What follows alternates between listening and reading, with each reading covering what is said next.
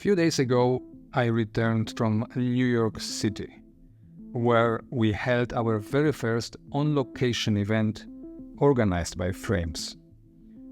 New York is an exhilarating city, and for photographers, it can be seen as a dream come true. Why? Because the sheer number of photographic opportunities and situations available is astounding.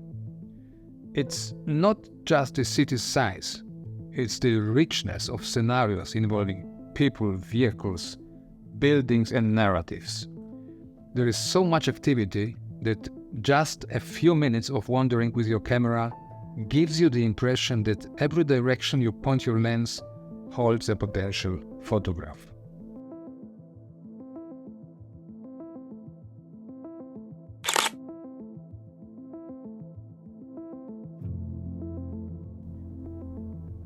Initially, shooting in New York City is thrilling and filled with potential.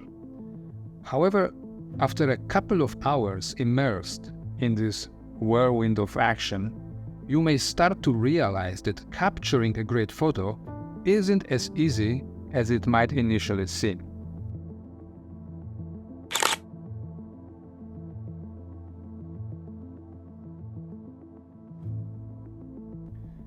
If getting a good shot was truly that easy, then everyone would be producing outstanding images at high rates. While walking around the main streets for 2 hours, I began to sense something interesting.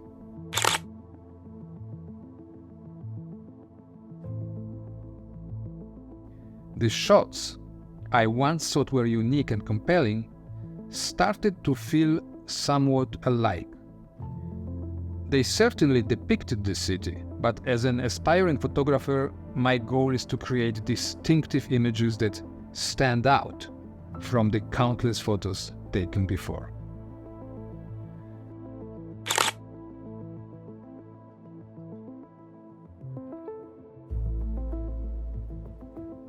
This realization prompted me to think more critically about my approach. First, I attempted to switch up my angles and positions. A straightforward photo taken on any New York street is likely to appear visually appealing, full of life and activity, effectively documenting this scene.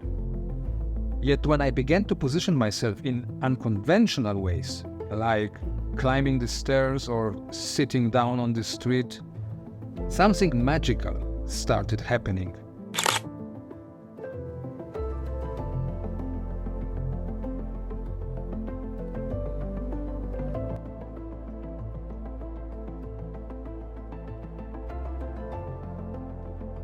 And my photos began to differ from the millions captured by other photographers in the city at the very same moment.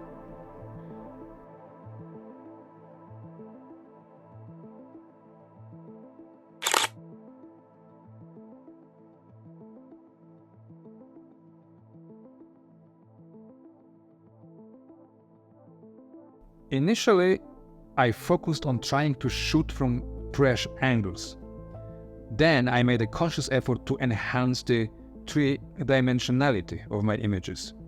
This meant positioning myself and my camera to create a sense of depth in this scene, organizing elements from closest to my lens to farthest away,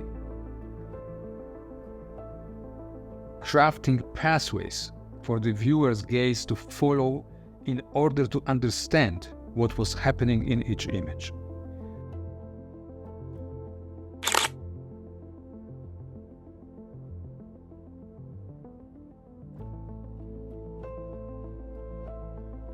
This became an enjoyable exercise, and I ended up with images that I was genuinely happy with.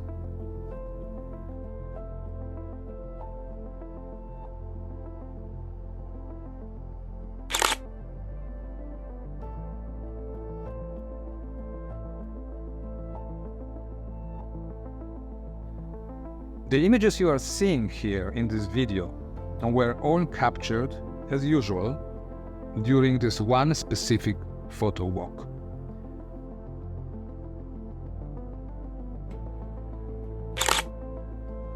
While I'm not overly thrilled with every one of them, I am quite pleased overall. I explored the less traveled streets of New York City, delving into obscure, relatively unknown areas. I felt like my eye entered a special creative space.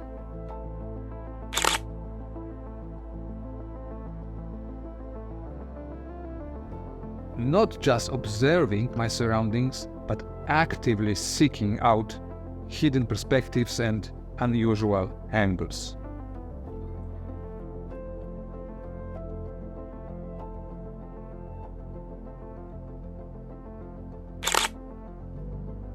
Of course, there were instances where people gave me strange looks as I climbed or got closely positioned near restaurant windows with my camera. Let's be honest, you begin to act a bit strange as a curious and ambitious photographer. If you have watched documentaries about famous street photographers, you will know they tend to ignore onlookers. They focus solely on what they are doing. Recently, I experimented with taking photo walks while listening to music through my headphones. I noticed that music helped me detach from my surroundings, allowing me to care less about what others thought of me, even while photographing them. The music creates an additional layer of reality which, combined with the real world around me, influences the images I capture. However, wearing headphones also means losing some connection to the environment. You may miss out on sounds or interactions, like for example people yelling at you while you shoot. I encourage you to try this out for yourself.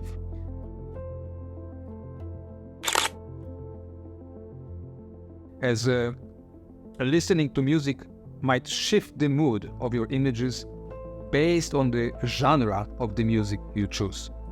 The resulting photographs could differ significantly from those taken without the music in your ears. This is definitely worth a try.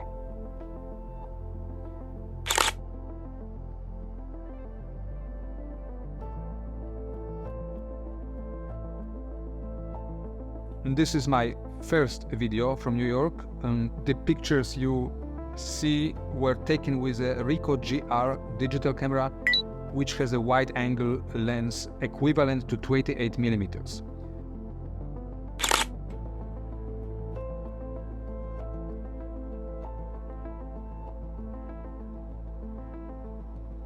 Traditionally, I prefer the focal length of somewhere in the range of 35-50mm, but this camera pushed me to get closer to my subjects and explore wider scenes, incorporating more elements into my compositions.